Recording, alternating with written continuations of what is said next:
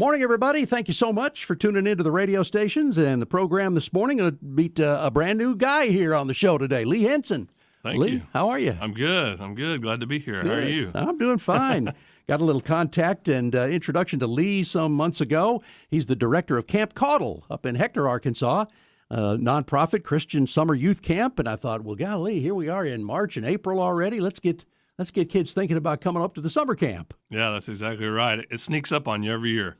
I know it does. Well, this is the good time then to have a conversation with you about what Camp Caudle's all about, and that's right. Maybe get some kids encouraged to do it. Well, it's easy to use that title, Nonprofit Christian Summer Youth Camp, but dig a little deeper for me. What's Camp Caudle all about? Yeah, so, Camp Caudle, we are not unlike what you would think of as a traditional summer camp.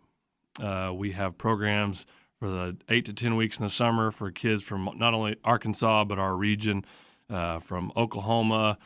We have kids from Missouri and Texas and in western Tennessee, but they come for a week at a time. 5 to 7 days is what they come for. We have 1 week of day camp. The rest of them, they stay overnight.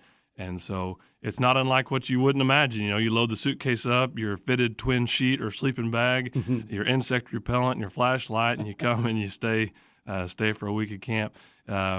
What we try to focus on that might be a little bit different from some traditional summer camps is really pulling kids out of that, whatever the noise is of their world. So that might be busyness in life. It might be a rough home situation. It might be too much school, too much activity, too much sports, too much whatever, a divorce situation, or just kids go through a lot of stuff.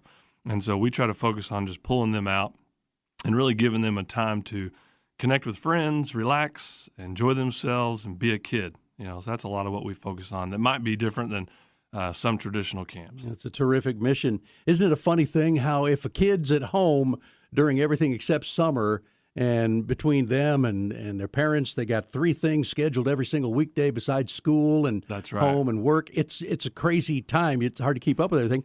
But you put them in a summer camp situation and schedule 3 things, and they're just great. That's Great. right. Bring it on. That's right. And kids today are not unlike their parents. They're very busy. They don't have a moment to just chill out, relax.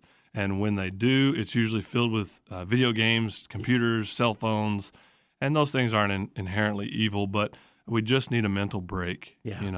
And the other beautiful thing about that is when they come together, all the kids are alike.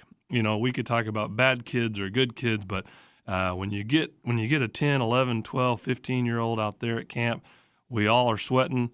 We all got mud on us from the mud pit. We've all eaten the same meal. We're all wearing the same camp T-shirt. Yeah. And there's an element of unity that exists in that.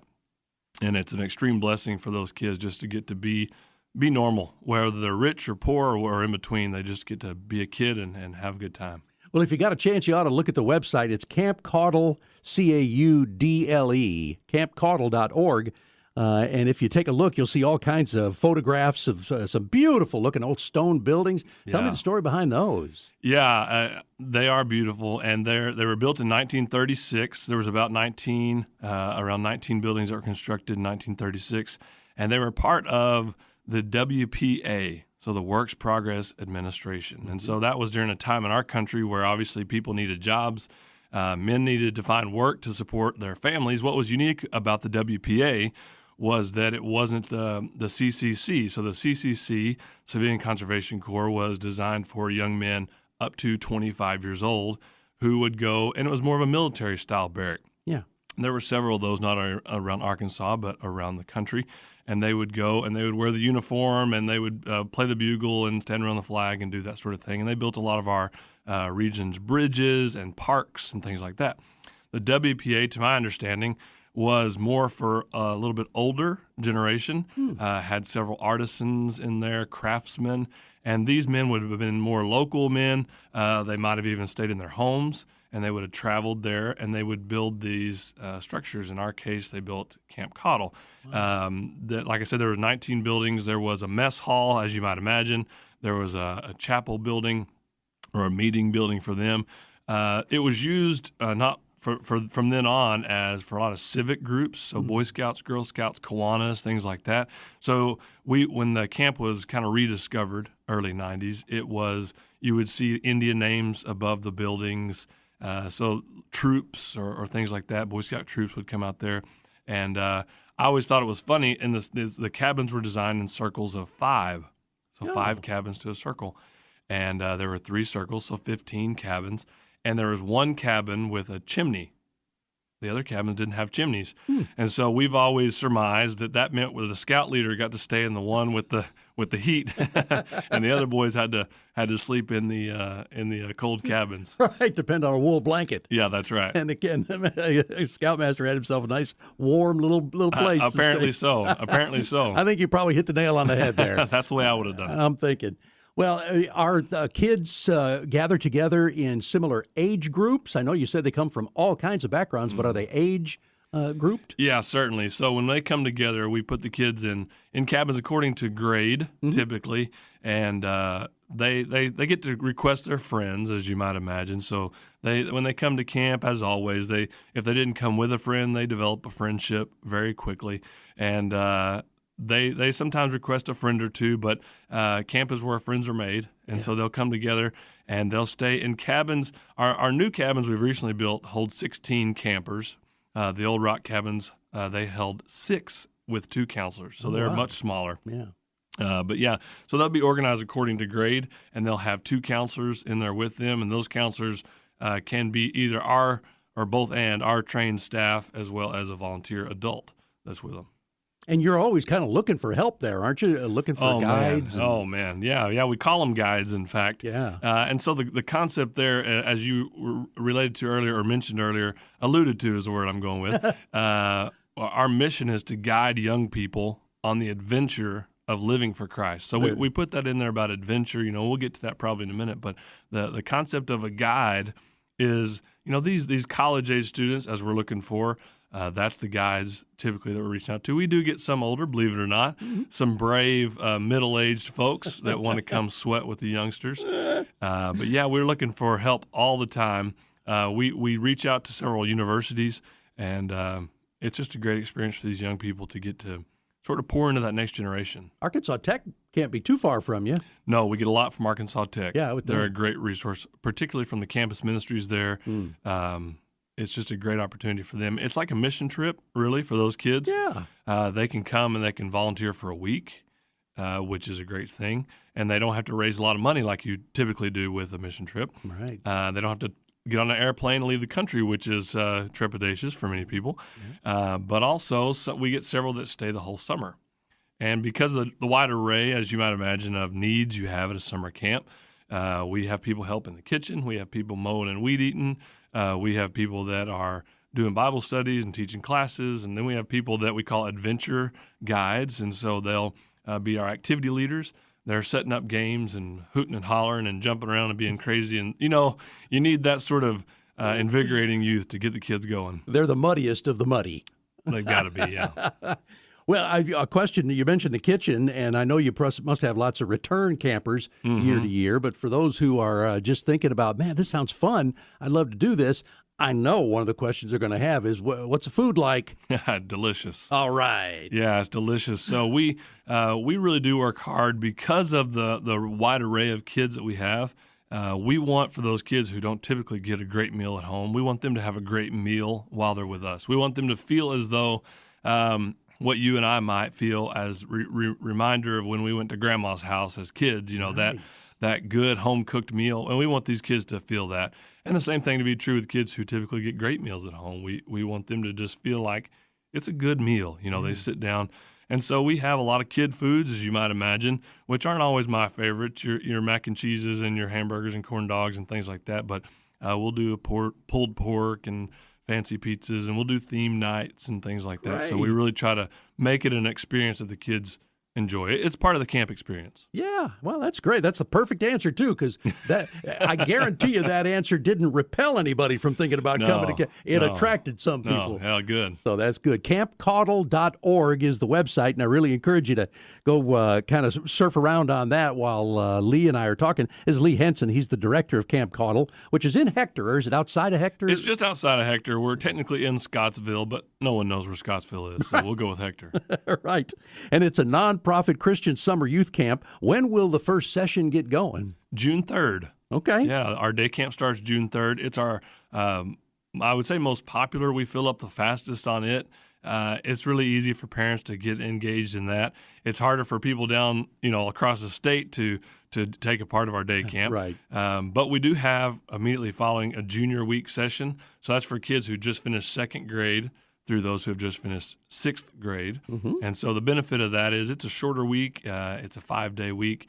And it's just designed for those younger kids like our day camp is. They do get to stay overnight, which a lot of them love, obviously. And, so it's kind of that next step. For those who are out a little further, their kid gets to stay the night at the camp in a loving and really easy environment for them to do so. Wouldn't you love to be in the homes of some of the campers the first night back home after a great week and just see how much they're pouring out, saying, I love this, and I did this, and I did that. Oh, I get it all the time. When I have parents call me at the end of summer over and over in texts and Facebook messages, and they say, my kids won't stop singing these songs. It's just, but they mean it very joyfully, obviously. Their kids are getting in the car, and just like you said, we did this, and we did that, and we did this.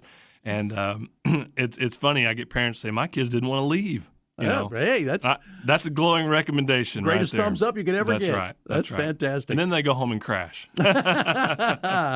Well, it sounds busy, busy, busy. Great food, great food, great food. Spend a night.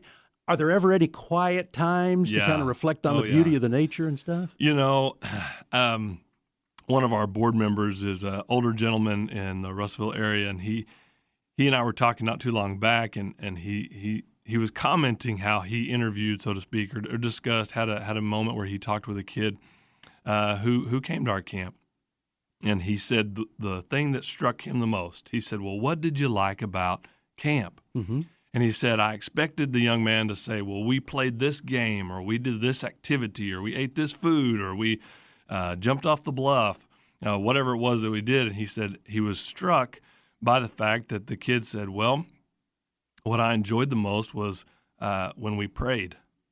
Wow. Yeah. So here was this young man who had, obviously we do all those fun things like we talked about, but what kids often don't get the opportunity to do is, as we mentioned at the outset, is to escape the noise and connect with God. And if you visit our website, that's right on the front page there. Mm-hmm. We just want kids and adults alike, as we do retreats and things, we want them to escape the noise of life, which isn't always bad, as we talked about, but you need a break.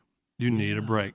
As Jesus said in Mark chapter 6, that he saw that his disciples were all covered up with people and there was so much going on and they couldn't get a break. He said, come away with me by yourselves to a quiet place and get some rest. And so really, there's an opportunity every day really for rest for these kids, not just in rest time, though we do have a rest time. Right. And the first of the week, they always argue with us. They say, we don't need to take a nap. But by Wednesday, they're begging for longer nap time. Right. But we try to give them age appropriately different amounts of time where they can sort of have, whether it be in their cabin Bible study time or prayer time. And as they get older, into the high school weeks, we have prayer walks where they'll spend, which seems crazy that they'll do this, but it's the highlight of their week. They'll spend over an hour in a labyrinth where they walk and talk with God, and they read scriptures that we post on the ground, and they just have an opportunity to think and pray. I love that. Yeah.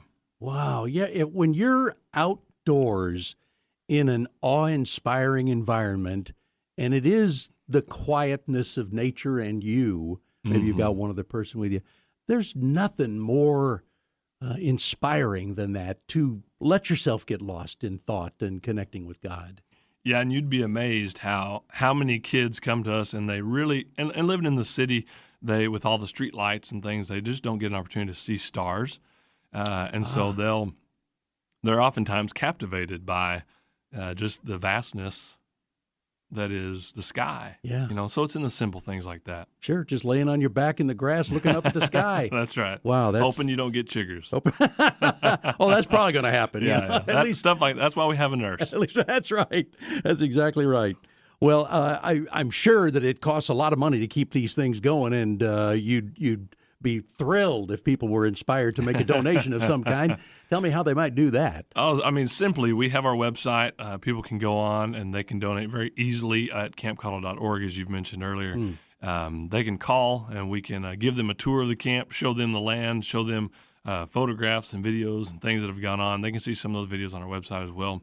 One of the easiest ways that they can donate is through to our scholarship program.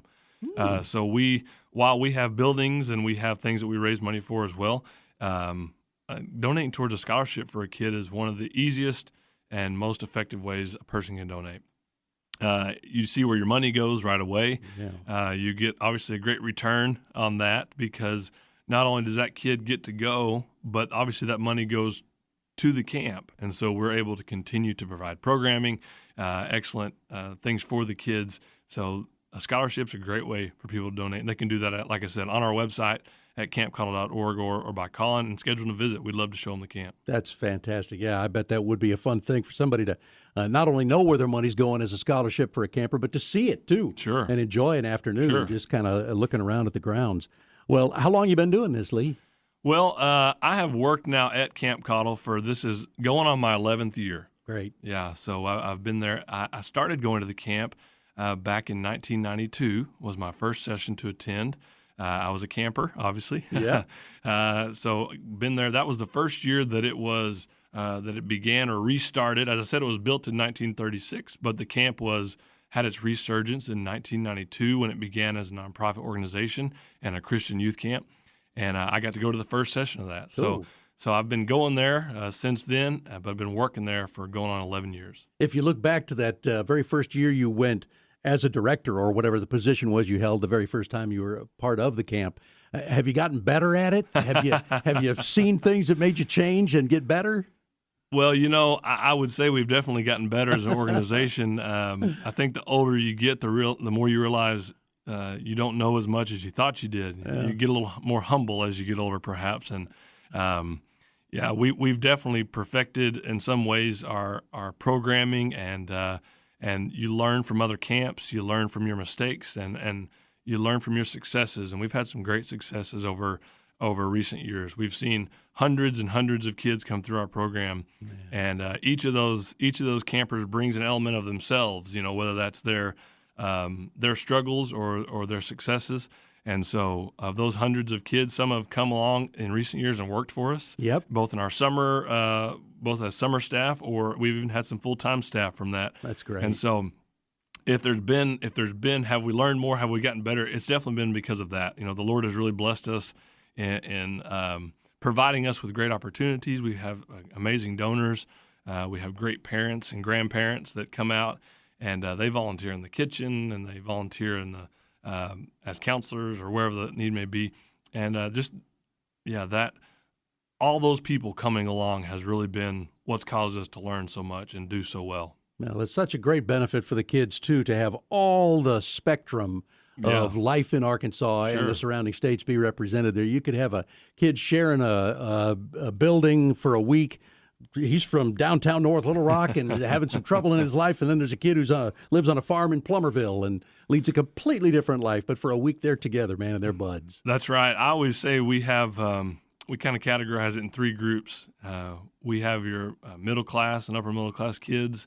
We've got redneck hillbillies. Mm-hmm. We've got inner city kids, and they all come together for 1 week. And like I said, kids are kids. Yep. They don't know the difference, and while they're there, they're just having a blast. Having a great time and learning stuff from each other. That's right. Yeah, that's just awesome. Well, the first session is the day camp session, and that starts, did you say June 3rd? Yes, sir. Okay. So, and still room? Still room for campers? There's a little bit of room left in day camp, not much. All right. Well, don't hesitate then, folks. If this sounds appealing to you for your kids, I'm going to give you the website and I'm going to give you the phone number, and you can go and make your decision. Talk to your kids about it. I know they'll love it. campcaudle.org, and you spell caudle, C-A-U-D-L-E. So campcaudle.org, and then the phone number is area code 479-331-4924. So make the call, make the thought process get started, and boy, what a great summer some kids are going to have. Oh, for sure. They get better every year. Great stuff. Lee Henson, who's the director of Camp Caudle, has been on the show with us. Appreciate you coming in. Yes, sir. Thanks for having me. You bet. A lot of fun. We'll be back with another guest here on the show in just a minute. Please stay tuned.